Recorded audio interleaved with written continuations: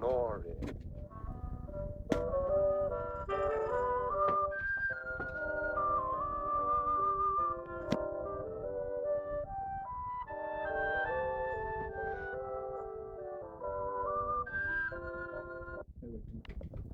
He sat in his glass surround. The heat was intense. Read What You Sow, a short story by Baz Wheeler. A remarkable read indeed, from the island of Jersey. I have been asked, me, Wilton Tidworth, to give an honest and frank review about the book Read What You Sow. First of all, may I congratulate Basil on writing a book, because it is no mean feat. It is such a wonderful feeling when you type those last pages and you get them onto the screen and you think to yourself, I've got that story out of me. It's a marvelous, well done, Basil.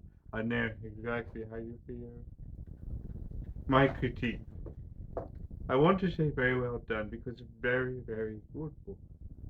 I think what you've done is you've taken a look at society, some of the worst aspects of society, and shown them in the story.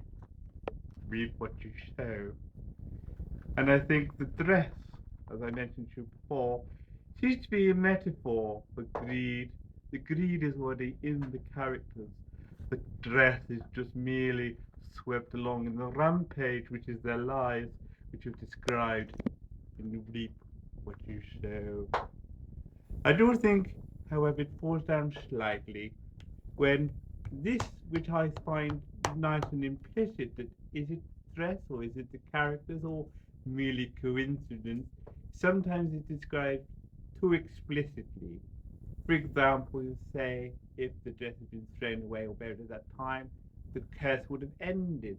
I would prefer that if it wasn't so explicit, just leave the reader dangling.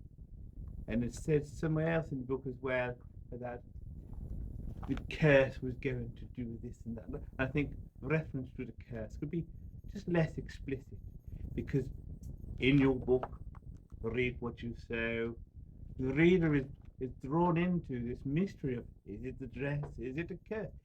Do really deities have that power to curse somebody just because they've stolen something from them?